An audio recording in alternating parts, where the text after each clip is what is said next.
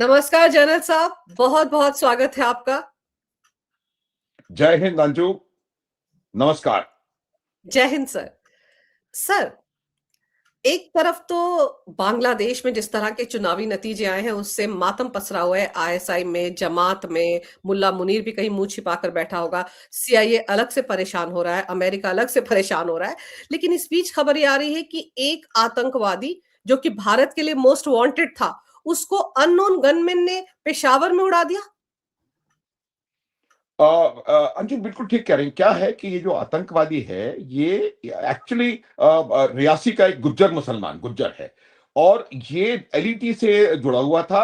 और फिर उसके बाद ये एलईटी के साथ ये उसके बाद पीओजेके में जाकर के वहां पर एस्टेब्लिश हो गया था और ये एलईटी के लिए, लश्कर के लिए काम कर रहा था।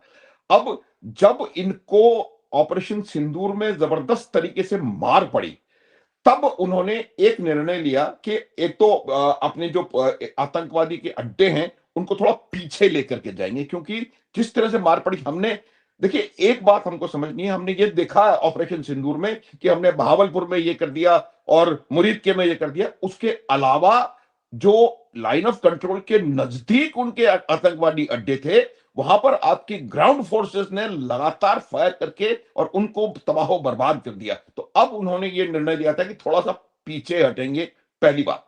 दूसरी बात, उन्होंने कुछ लोगों को आइडेंटिफाई करके और उनको इन टेरर कैंप्स को खैबर पख्तूनख्वा के इलाके में बनाने के लिए तैयारी करी। तो दो वजह थी उसकी। पहली वजह तो ये कि भारत की मार की रेंज से बाहर हो जाए, और दूसरी वजह ये थी कि उनको वहां भी कहीं ना कहीं ऐसा लग रहा है, जिस प्रकार से हालात केपीके में बिगड़ते चले जा रहे हैं, उनको वहां भी एक प्रकार की सेकंड लाइन की, क्योंकि देखो आर्मी, पाकिस्तान आर्मी के ये फ्रंट लाइन सोल्जर्स हैं आतंकवादी, लश्कर, जैश, हिजबुल मुजाहिदीन। तो वो वहां पर भी इस प्रकार का एक आतंकवादी संगठन खड़ा, कैंप खड़ा करना चाह रहे थे।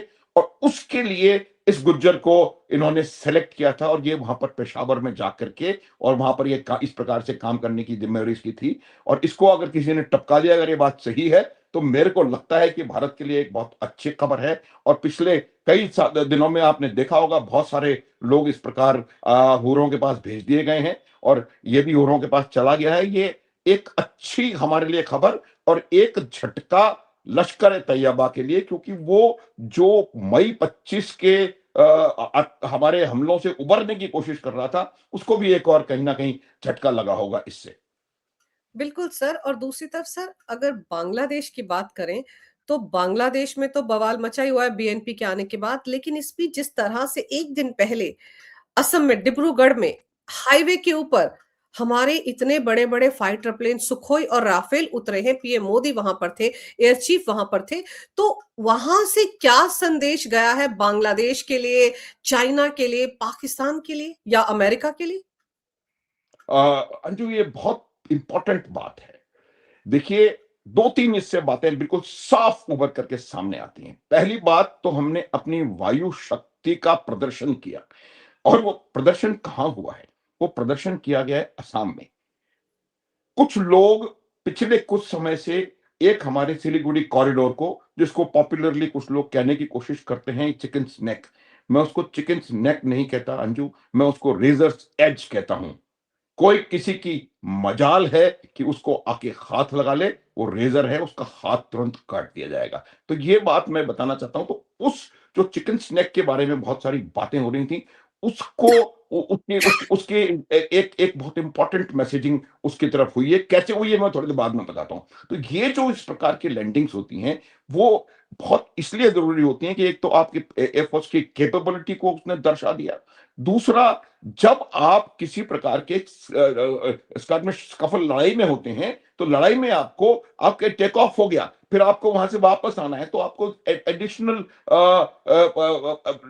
एयर स्ट्रिप्स की जरूरत पड़ सकती है। तो इस प्रकार से हमने राजस्थान में भी ऐसे ऐसे कई हाईवेज के ऊपर हमने आइडेंटिफाई करके और उनके ऊपर अपने अपने फाइटर प्लेन्स को लैंड कराया है। तो इन चीजों की लॉजिस्टिक्स के हिसाब से, एडिशनल एयर स्ट्रिप्स के हिसाब से, और इस तरीके की एक एक्स्ट्रा एयरवे आपके पास अवेलेबल हो, इसलिए आवश्यकता होती है। और ये जो लैंडिंग हुई है, ये बहुत क्लियर कट मैसेजिंग है। मैसेजिंग किस किस के पास? पहला message, line of actual control के पार चीन के पास गया कि हमारी eastern air command, Rafale, Sukhoi पूरी तरह से तैयार हैं और किसी भी प्रकार की कॉम्बैट सिचुएशन में आपके साथ लोहा लेकर के आपको नाको चने चबाने के लिए तैयार बैठे हैं। दूसरा मैसेज गया है पाकिस्तान की तरफ। पाकिस्तान को देखिए वाई, अब आप कहेंगे कि पाकिस्तान इतना दूर है, फिर क्या मैसेज? पाकिस्तान पिछले कुछ दिनों से, कुछ महीनों से बांग्लादेश को कल्टीवेट करने की कोशिश कर रहा है। अगर याद हो तो मुनीर ने फ्लोरिडा में जाकर के एक स्टेटमेंट दिया था कि अगला हमला हम ईस्ट से करेंगे। ये उस ईस्ट से हमले को एक कड़ा संदेश है कि ईस्ट की तरफ आप देखने की भी भूल मत करना। 71 बहुत पुरानी बात नहीं है, आपको 71 याद रखना चाहिए। तो ईस्ट, दूसरी चीज ये हो गई।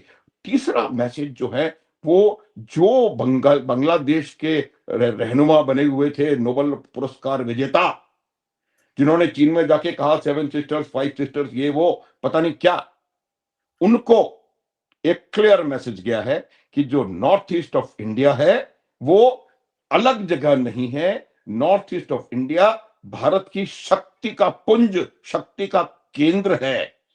और जो ईस्टर्न एयर कमांड है, जिसने 1971 में आपको पाकिस्तान के चंगुल से लिबरेट करवाने में महती भूमिका निभाई थी, वो कुछ भी करने में सक्षम है। ये मैसेजिंग बहुत पावरफुल वहां गई है। उसके बाद वो लोग जो राफेल की काबिलियत को कम करके दिखाने की कोशिश कर रहे थे, एक बहुत बड़ा मैसेज उन लोगों को भी गया है अटलांटिक ओशन के पार कि राफेल क्या है ये देख लें, और 114 और आ रहे हैं ये भी आप समझ लें। तो ये मैसेजिंग बिल्कुल क्लियर मुझे लगता है मैसेजिंग गई है। और ये भारतीय वायुसेना की कैपेबिलिटी, प्रिपेयर्डनेस और उनकी लॉजिस्टिक्स और मेंटेनेंस की ताकत का एक बहुत जबरदस्त मुजाहिरा है। एक चीज और मैं ऐड करूंगा, हालांकि मैं राजनीति में घुसना नहीं चाहता, लेकिन कुछ लोग यहां पर इस प्रकार की ओछी बातें कर रहे हैं कि इलेक्शन विलेक्शन, इस चीज को इलेक्शन से जोड़ के नहीं देखना चाहिए। आज ये मैसेजिंग इस समय आवश्यक थी, क्योंकि यही समय है जब बांग्लादेश में सत्ता परिवर्तन हो रहा है। यही समय है जब चीन को बताना आवश्यक है। यही समय है कि जब हमको लोगों को यह बताना है कि राफेल और एस सुखोई की जो जुगलबंदी है उसकी कितनी जबरदस्त ताकत है। तो इस बात को जो राजनीति से जोड़ने की कोशिश कर रहा है, मुझे लगता है उससे ज्यादा मेंटली बैंकरप्ट कोई और होने की संभावना नहीं है। और आज की जो जनता है वो इस बात जी। को समझती है। और हमें इंडियन एयरफोर्स को, इंडियन एयरफोर्स के प्रमुख को और प्रधानमंत्री को इस जबरदस्त काम के लिए बहुत, मुझे लगता है उनको उनके उनके उनकी प्रशंसा, उनको मुबारकबाद देनी चाहिए। अंजू। बिल्कुल सही कह रहे हैं आप सर, क्योंकि देखिए नॉर्थ ईस्ट एक ऐसा हमारा हिस्सा है जिसको लेकर किस तरह की बयानबाजी बांग्लादेशी यूनुस कर रहा था सर। वो उस्मान हादी जिसको अननोन गनमैन ने टपकाया था, वो जो वहां की कोई नेशनल सिटीजन पार्टी जिसका बुरा हाल हुआ इस इलेक्शन में, उसका नेता हुआ करता था। और वही सब लोग थे ना जिन्होंने शेख हसीना को तख्ता पलट किया और भारत भागने पर मजबूर किया, वही सब लोग थे सर। तो वो लोग तो कितने गर्व से कहते थे ग्रेटर बांग्लादेश बनाएंगे, नॉर्थ ईस्ट को भारत में से कट करके, चिकन नेक को कट करके अपने साथ शामिल कर लेंगे। तो उनके लिए तो ये सब दिखाना जरूरी है ना, असम में बैठ कर कि देखिए, आइए जरा हाथ लगाइए और हम कैसे तैयार बैठे हैं। तो ये सच संदेश तो उस जमात के लिए भी है सर, बांग्लादेश के लिए भी, कि देखिए अगर आपने एक बार भी भारत की तरफ आंख उठाकर देखा या नॉर्थ ईस्ट की तरफ, तो आपका ये हाल होगा। और ऐसे में सर दर्द तो उन लोगों को होगा ही ना जो चीन प्रेमी रहे हैं, जो अरुणाचल से अपनी यात्रा शुरू नहीं करते कि चीन नाराज हो जाएगा, जिन्होंने नॉर्थ ईस्ट को हमेशा नेग्लेक्ट किया है। और हमारे पीएम नरेंद्र मोदी कितनी बार गए, 50 से ज्यादा बार नॉर्थ ईस्ट के राज्यों के दौरा कर चुके हैं वो। बिल्कुल बिल्कुल अंजू, मैं आपको एक बात बता रहा हूं। इन्फेंट्री का मैं सोल्जर हूं, और इन्फेंट्री वाले के को नॉर्थ ईस्ट ऑफ इंडिया, इसको नॉर्थ ईस्ट ना कहें, नॉर्थ ईस्ट ऑफ इंडिया कहें, क्योंकि वो नॉर्थ ईस्ट ऑफ इंडिया है। नॉर्थ ईस्ट ऑफ इंडिया में सेवा देने के बहुत मौके मिलते हैं, बहुत अवसर प्राप्त होते हैं। मैंने भी बहुत वहां पर सेवाएं दी हैं अपनी। मैंने जमीन आसमान का अंतर देखा है, किस प्रकार से एक वजह मैं सोच सकता हूं, सही गलत मैं नहीं कह सकता, लेकिन नॉर्थ ईस्ट ऑफ इंडिया को बहुत हद से ज्यादा नेग्लेक्ट करके रखा हुआ था। और वो नेग्लेक्ट करने की वजह मुझे यही लगता है कि नॉर्थ ईस्ट ऑफ इंडिया से 5 या 6 सीटें कुल आती हैं असम को, अगर आप छोड़ दें पार्लियामेंट में, उनको लगता था कि 5-6 में से आए आए, नहीं आए ना सही। मेरा ये मानना है। आप देखिए क्या होता है कि न केवल नॉर्थ ईस्ट ऑफ इंडिया, एक और जो जगह पिछली सरकारों ने पूरी तरह से नेग्लेक्ट करी है, जो कि भारत का एक सबसे बड़ा एसेट बन सकता था, वो है अंडमान निकोबार और लक्षद्वीप आइलैंड्स। ये भारत के एक्चुअल स्ट्रेटेजिक आउटपोस्ट हैं। आज आप अंडमान निकोबार आइलैंड में रह करके पूरे साउथ ईस्ट एशिया, पूरे इंडियन ओशन के ऊपर नजर रख सकते हैं, उसके ऊपर कंट्रोल कर सकते हैं।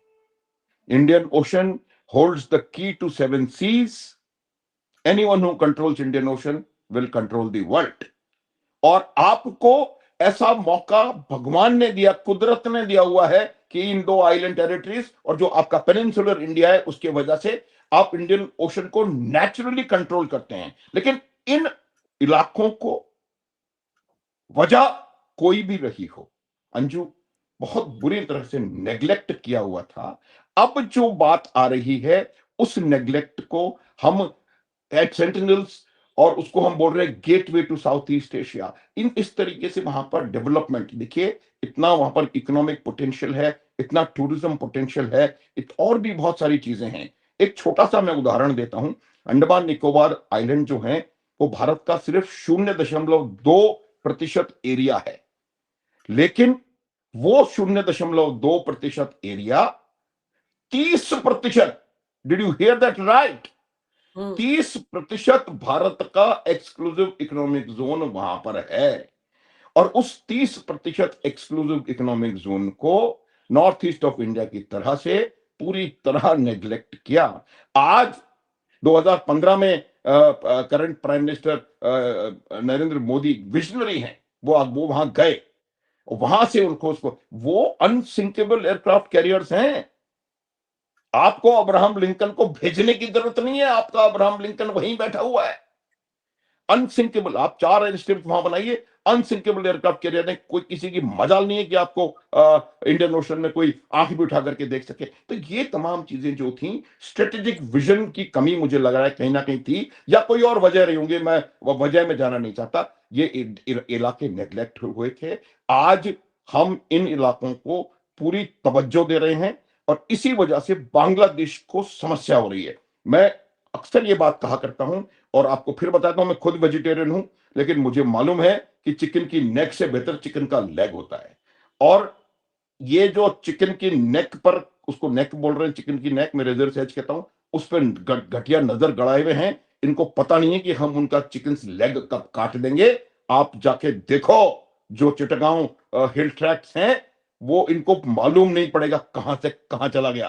तो ये जो बातें कर रहे हैं कि 7 सिस्टर्स को हम अलग कर देंगे, ये कर देंगे, बृहत्तर बांग्लादेश, ये वो सारी 1 मिनट में खत्म हो जाएगी। तो ये अपना चिकन लेग बचा ले, और हमारे सिलीगुड़ी कॉरिडोर की तरफ देखना बंद कर दें। और ये मैसेज सभी के पास है, चाहे वो चीन हो या बांग्लादेश। कोई किसी की हिम्मत नहीं है, और ये हमने आज प्रमाणित कर दिया। और ये हमारे जो अभी जो लुक ईस्ट जो पॉलिसी है, उसके उसके हिसाब से बहुत एक बेहतरीन तरीके से हम एक मैसेजिंग कर रहे हैं। और आज की तारीख में, बजाय ये कहने के कि 7 सिस्टर्स जो जो हमारे नॉर्थ ईस्ट ऑफ इंडिया है, वो चिकन स्नैक से जुड़ा हुआ है, हमको ये कहना चाहिए कि बांग्लादेश जो है वो पूरा भारत से घिरा हुआ है। Bangladesh is a India locked country. ये बांग्लादेश को समझना पड़ेगा। चारों तरफ इंडिया ही इंडिया है। सिर्फ 150 किलोमीटर का म्यांमार के साथ इनका बॉर्डर है, बाकी सब तरफ इंडिया है। और जो नीचे साउथ है, इंडियन बे ऑफ बंगाल, वो तो खैर हमारे पास मेनलैंड इंडिया और अंडमान निकोबार आइलैंड के बीच में, इनको पता नहीं पड़ेगा कहां से क्या हो गया। एक दाना नहीं आने को मिलेगा इनको वहां से, अगर हमने ब्लॉकेट लगा दिया तो ये बिल्कुल इनको समझने की जरूरत है। और अच्छी मैसेजिंग है। और हमने नॉर्थ ईस्ट ऑफ इंडिया और अपनी आइलैंड टेरिटरीज के ऊपर पूरी ध्यान और तवज्जो देना शुरू किया है। इतना जबरदस्त पोटेंशियल है कि आपकी जी। इकोनॉमी का एक बहुत बड़ा हिस्सा उन इलाकों से आ सकता है। बिल्कुल सर, एक स्ट्रॉन्ग मैसेज गया है जब सुखोई उड़ा होगा आसमान में सर, जब राफेल ने उड़ान भरी होगी, तो सोचो गड़गड़ाहट जो है वो चाइना तक तो महसूस की गई होगी, बीजिंग तक। और वो बीजिंग, वो चाइना जो ऑपरेशन सिंदूर के बाद पेड प्रोपेगेंडा चला रहा था कि हमने तो राफेल मार गिराए वहां पर। सर वो राफेल जिसका नंबर लेकर घूम रहा था पूरा पाकिस्तान की, ये गिरा दिया, ये गिरा दिया, वो तो 26 जनवरी को आसमान में उड़ान भर रहा था। और अब जब 114 आने वाले हैं, तो जिन्होंने प्रोपेगेंडा चलाया था राफेल के खिलाफ घर के अंदर बैठकर, और जिन्होंने चाइना से चलाया था, पूरे वेस्टर्न मीडिया में चलाया था, उनकी तो अच्छी खासी वाट लग गई होगी सर इसकी आवाज सुन के आज। बिल्कुल, बिल्कुल। और घर के अंदर भी मैं बता रहा हूँ, जो घर के अंदर बैठ के राफेल के खिलाफ चला रहे थे प्रोपेगेंडा, वो भी उनके साथ कहीं न कहीं उनको निर्देश वहीं से आए होंगे। अन्यथा कोई वजह नहीं है, कोई वजह नहीं है। जिस पायलट के लेडी पायलट के लिए उन्होंने कहा कि उसको हमने मार गिराया, ये कर लिया, दबा लिया, पकड़ लिया, उसी लेडी पायलट ने राष्ट्रपति को उसी जहाज में जिस उड़ाया। तो ये सब बातें, इन लोगों को मैसेजिंग, देखिए, हमें मैसेजिंग बाहर करने से ज्यादा हमें बहुत बड़ी मैसेजिंग अपने अंदर जो लोग हैं उनको करने की आवश्यकता है। और वो भी मैसेजिंग अब मुझे लगता है क्लियर जा रही है। और जितने भी पिछले कुछ दिनों में, कुछ सालों में जितने भी इश्यूज उठाने का प्रयास किया गया है, वो तमाम मुझे लगता है औंधे मुंह गिरे हैं। और इस प्रकार की बातों से अब न भारत की जनता परेशान होती है, ना कोई इश्यू होता है। और ये बात बिल्कुल क्लियर हो जाती है कि हमने एक बहुत स्ट्रांग मैसेजिंग दे दी है। पहली बात, राफेल की डील को फाइनल करके, और दूसरी बात, उसी राफेल को एक सड़क पे उतार करके, और जो जुगलबंदी हमने सुखोई की और राफेल की दिखाई है, उससे ईस्टर्न एयर कमांड का जो मैसेज है वो बिल्कुल साफ चला गया है। और ये जो इंडिया लॉक्ड बांग्लादेश है, उसको पता पड़ जाना चाहिए। और वैसे भी पाकिस्तान की आईएसआई और जो सेना ने पूरी ताकत झोंक दी थी इस इलेक्शन में, वो कहीं के एक कोने में पड़े हुए हैं, 2-2, 3-3, 5-5 सीटें लेकर के। तो ये मुझे लगता है कि हर देश में जनता, लोग जानते हैं इस बात को। और ये बांग्लादेश की आवाम ने भी इस बात को सिद्ध किया है कि उनको भी ये ज्ञात है कि भारत के साथ शत्रुता करके जी। इंडिया लॉक्ड कंट्री बांग्लादेश का कोई भविष्य नहीं है। अगर आपको अपनी अर्थव्यवस्था को सुधारना है, आप अमेरिका को बांग्लादेश बेच सकते हैं। अमेरिका आपकी सहायता नहीं कर रहा है, अमेरिका आपको खरीद रहा है। तो ये भी बात उन लोगों को समझ में आ रही है। तो एक जिस प्रकार का इलेक्शन का रिजल्ट आया है, उसके कई मायने लगाए जा सकते हैं, लेकिन आईएसआई को और पाकिस्तान को एक बहुत जबरदस्त धक्का लगा है। सर और आप याद कीजिए हाल फिलहाल में यूनुस के राज में कैसे बांग्लादेश आर्मी के बड़े सारे जनरल पाकिस्तान जा रहे थे 6-6 8-8 दिन के लिए, J-17 खरीदने के लिए, पता नहीं किसकी तैयारी कर रहे थे। उनको भी तो एक स्ट्रांग मैसेज चला गया ना, ये जो कुछ हमने डिब्रूगढ़ में किया, उनको भी तो बताना जरूरी है ना कि तुम किसकी तरफ जा रहे हो, इधर देखो यहाँ पर क्या क्या है हमारे पास। बिल्कुल, बिल्कुल मैसेज उनको गया है। देखिए, वो भी इस बात को जानते हैं। बांग्लादेश वाले हमारे साथ ट्रेनिंग करते थे बहुत पहले, तो वो इस बात को समझते हैं। सर बहुत पहले बांग्लादेश नहीं, अभी अभी आईएमए से जो परेड आउट हुए थे हमारे कैडेट्स ऑफिसर्स, उनमें बांग्लादेश के भी सोल्जर्स थे, वहां बिल्कुल, के लोग। बिल्कुल आते हैं। बिल्कुल आते हैं। वो तो प्री कमीशन ट्रेनिंग है, उसके अलावा पोस्ट कमीशन ट्रेनिंग भी, और जो रेगुलर आर्मी की जो ट्रेनिंग होती है, उसमें भी कंबाइंड ट्रेनिंग बहुत होती थी हमारे सेंटर्स में। तो ये मैं जो बता रहा हूं, वो ये है कि उनको पता है, बांग्लादेश इस बात को जानता है। पहली बात, जब वो पाकिस्तान का हिस्सा थे, तब पाकिस्तान ने कोई इनके ऊपर कोई कुछ करा नहीं। तो अब जो पाकिस्तान उनसे अलग है, तब उनसे क्या उससे क्या उम्मीद की जा सकती है, पहली बात। दूसरी बात, जो एवरेज बांग्लादेशी है, वो इस बात को समझता है कि पाकिस्तान खुद खुद कंगाल है। लाइफ लाइफ सपोर्ट सिस्टम पर जिंदा है। उसको लगा हुआ है नाक कान में आईएमएफ की नलियां, तो वो इनकी क्या मदद कर सकता है। तो ये तमाम चीजें इनको पता है। ये जो हो रहे थे यहां से वहां, वहां से यहां, वो इस नोबेल पुरस्कार विजेता के कहने पर हो रहे थे। ये नोबेल पुरस्कार विजेता रोज सुबह शाम दंडवत प्रणाम करता था अपने आकाओं को अमेरिका में, और वहां से जो इनको आदेश आते थे, उन आदेशों का की पालना हो रही थी। और अब बांग्लादेश की आवाम ने ही उनको उन्हीं आदेशों के उसमें पाश में बांध करके और एक कोने में रख दिया है। अब मुझे उम्मीद है कि हालात सुधरेंगे। सुधरें या ना सुधरें, वो बात नहीं है, लेकिन एक बहुत अच्छा एक बहुत अच्छा संदेश पूरी तरफ चला गया है। एक और बात मैं बताना चाहता हूँ। देखो क्या होता है कि जो ये इस सड़क पर जब लैंडिंग हुई, उससे एक और मैसेज है, मैं दोबारा तो पीछे जा रहा हूँ, लेकिन एक और मैसेज है कि हमने अपना infrastructure line of actual control के नजदीक इतना बेहतर कर लिया है कि आपका आज से पहले आप कितना भी अच्छा जेट हो, कितना भी अच्छा पायलट हो, जब आपके पास इतनी बढ़िया सड़क ही नहीं होगी, तो आप किस प्रकार से वहां पर लैंडिंग कर पाएंगे? तो ये भी एक बड़ा भारी मुझे लगता है अचीवमेंट है, जो कि लोगों को समझने की आवश्यकता है कि हमारा लगातार इंफ्रास्ट्रक्चर डेवलपमेंट के ऊपर, खास करके लाइन ऑफ एक्चुअल कंट्रोल और लाइन ऑफ कंट्रोल के पास और इंटरनेशनल बॉर्डर के पास भी लगातार हमने उसमें इंप्रूवमेंट किया है। और उसका एक बहुत बड़ा नमूना इस लैंडिंग ने, मोरान में जो लैंडिंग हुई है, उससे ये पूरी दुनिया को इसका वो गया है। हम लोगों ने अपना इंफ्रास्ट्रक्चर बढ़ाया नहीं, वजह चाहे कुछ भी रही हो, अब उसके ऊपर हम ध्यान दे रहे हैं।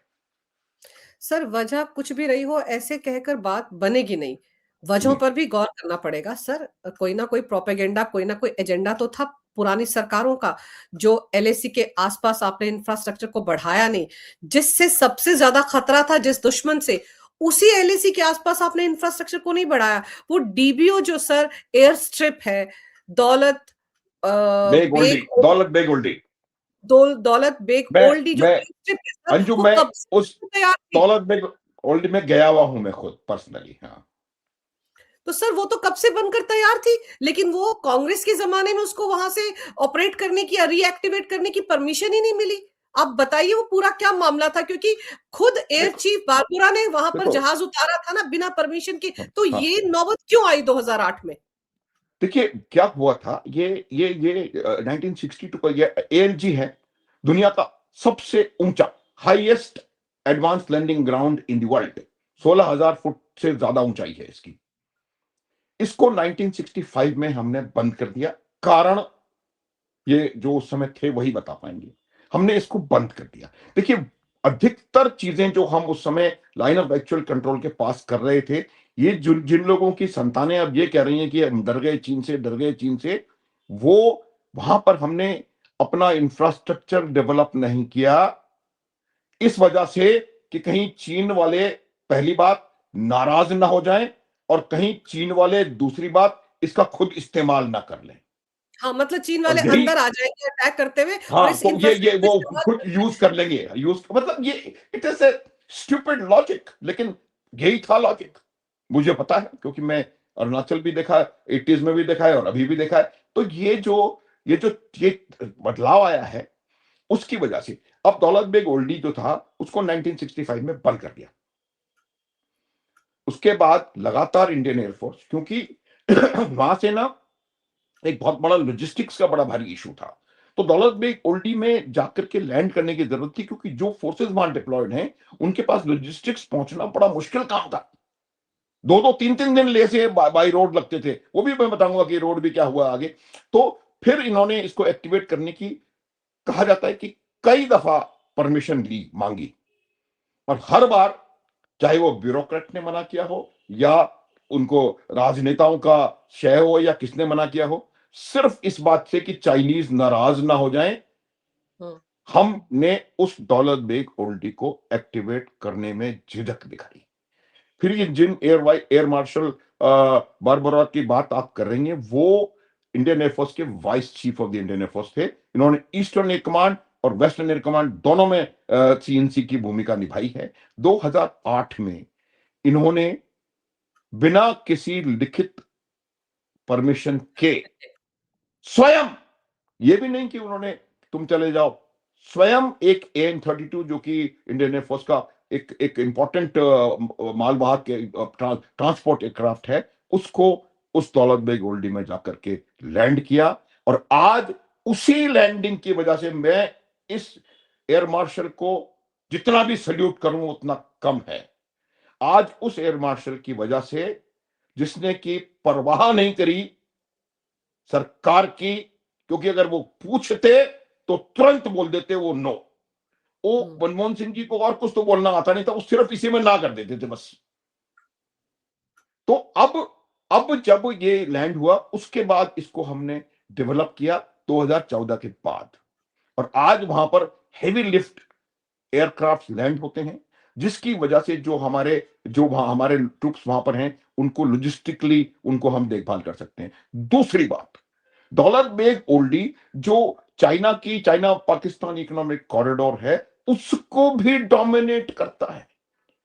दौलत बेग ओल्डी जो है वो बिल्कुल लाइन ऑफ एक्चुअल कंट्रोल के नजदीक है, और ईस्टर्न लद्दाख में एक बहुत इंपॉर्टेंट, हालांकि वहां पर हमारे पास एक अच्छा एयरबेस है जिसके बारे में बात की जा सकती है बाद में, लेकिन 16,000 फुट के ऊपर आज आपके पास एक बहुत बेहतरीन जगह है, जिससे कि आप एक वन वहां पर डोमिनेट कर सकते हैं, टू वहां पर ट्रुप बिल्डअप हो सकता है, एंड थ्री हुँ, लॉजिस्टिक्स जो हमारे ट्रूप्स वहां पर हैं वो उनकी उनकी देखभाल हो सकती है, और सिर्फ इस वजह से कि एक व्यक्ति ने एक किसी आदेश की प्रतीक्षा न करते हुए स्वयं जाकर के, ये भी नहीं किसी और को कहा हो, स्वयं जाकर के वहां पर लैंडिंग करी, तो ये एक बहुत ही मुझे लगता है बड़ी बात रही, और इससे देश को बहुत जबरदस्त फायदा होने वाला है। दूसरी चीज जो मैं बता रहा था, लेह से डीबीओ का जो था 2 ढाई दिन का समय लगता था जब हम लोग वहां हुआ करते थे।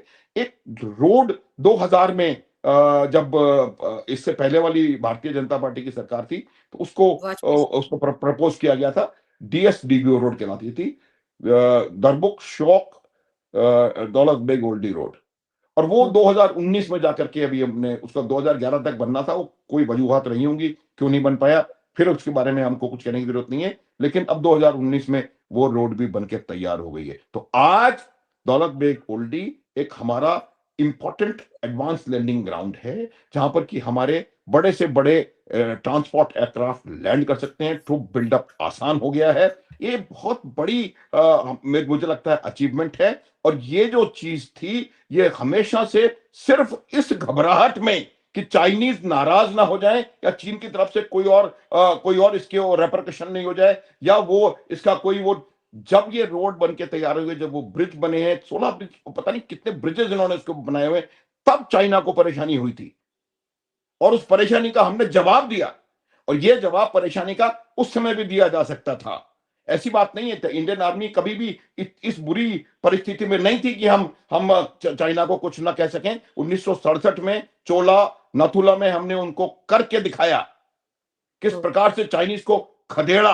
वो भी उसमें भी गवर्नमेंट की मंशा नहीं थी, जनरल सगत सिंह ने अपने लेवल पे वो काम करके दिखाया था। तो ये बात बिल्कुल साफ है कि जिस प्रकार से लाइन ऑफ एक्चुअल कंट्रोल के पास और लाइन ऑफ कंट्रोल के पास हमने इंफ्रास्ट्रक्चर डेवलपमेंट किया है, उस इंफ्रास्ट्रक्चर डेवलपमेंट का डायरेक्ट इंपैक्ट भारत की ऑपरेशनल प्रिपेयर्डनेस पे पड़ रहा है। और आज हम लाइन ऑफ एक्चुअल कंट्रोल के इतना नजदीक जहाज उड़ा करके जहाज लैंड कर पा रहे हैं, उसकी वजह सिर्फ एक ही है कि हमने वहां पर उन जगहों पर अपने इंफ्रास्ट्रक्चर को इतना मजबूत बना लिया है कि हम ये चीज करने में सक्षम हैं।